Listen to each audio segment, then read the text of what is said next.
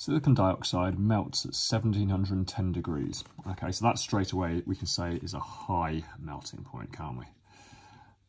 It's very high.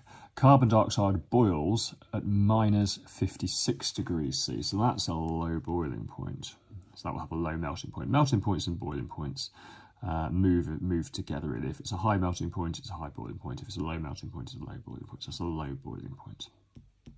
I use MP for melting point, BP for boiling point. State the physical state. So physical state is either solid, liquid, or gas of both substances at room temperature 20 degrees. The type of bonding and explain the difference in boiling point. And we've got 6 marks here, a 6-mark question. Now, if this were a 6-mark question in the exam, it wouldn't be broken down to a table like this, but they would want all that information. You'd have to structure your answer yourself. Okay, so this table is here to scaffold your answer, help you structure your answer. Physical state first. Okay, I often think it's best to go back to sort of like your primary school maths when you were taught number lines. Okay, so the lowest numbers down here and the highest numbers up here. Now, melting points and boiling points in the 3 states of matter. So the 3 states of matter go solid, liquid, gas. So we start with solid and then you get to the melting point first. So let's put melting point there. And then as we heat it up, we get to boiling point here. So like when things are at their coldest, they're solids. And when things are the hottest, they're liquids. And then when things are hottest still, they're gases. Okay, so what we're saying is room temperature is 20 degrees. Let's do silicon dioxide first. So what we should do here now, we're learning this melts at 1710 degrees. So we could write 1710 on that number line. What we need to do with this 20 degrees is decide where 20 degrees will be on this number line. Well, 20 is obviously a lot lower than 1710, isn't it? So 20 is going to be written all the way over here somewhere. So basically we are writing 20 in the solid camp, aren't we? You know, we're in the solid part of the number line. So silicon dioxide, physical state at room temperature, 20 degrees, it's going to be solid. Okay, let's do carbon dioxide. So carbon dioxide boils at minus 56. Let's write minus 56 there. We'll cross out 1710 because we've done that now.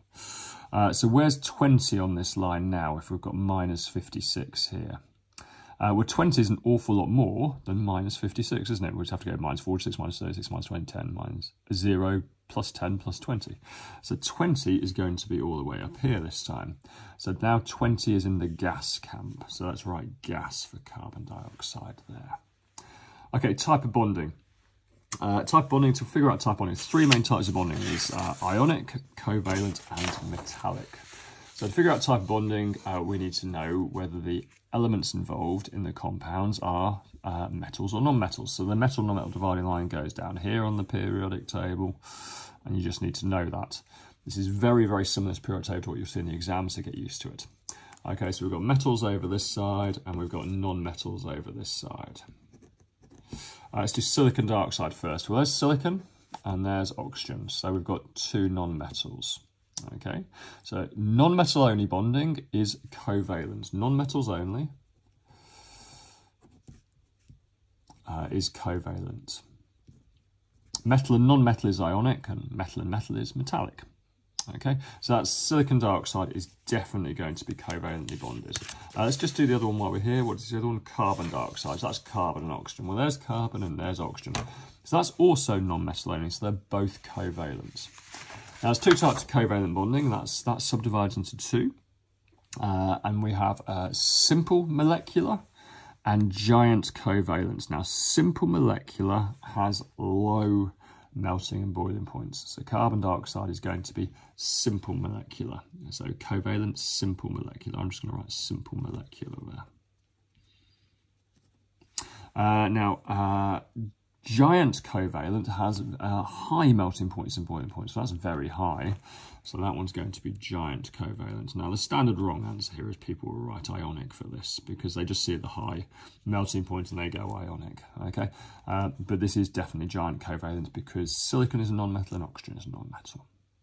Okay, so let's do carbon dioxide explanation of melting point first.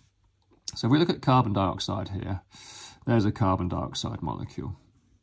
And here's another carbon dioxide molecule. So if we have a box full of carbon dioxide molecules, it's going to look a little bit like this, I suppose. There you go. Now, the standard wrong answer here is people say that the covalent bonds are weak and easily broken, which is, of course, complete and utter nonsense. That there is a strong bond,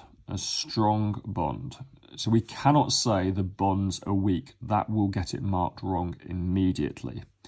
What is weak are the forces of attraction between the molecules. So that's what we need to say. There is nothing holding this molecule to this molecule. I mean, this pen's quite strong, okay? It's quite hard to break. This pencil here, quite strong, quite hard to break. But there is nothing attracting this pen and this pencil together. There's a very, very weak force of attraction between the two things.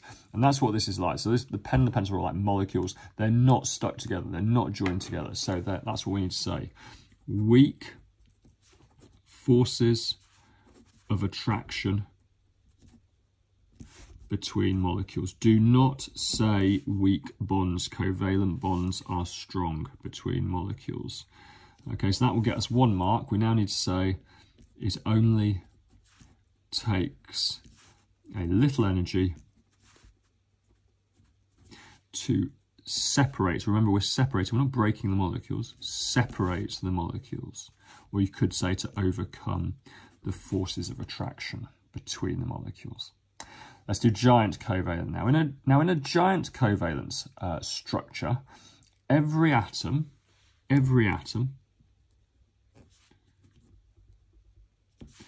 is held in place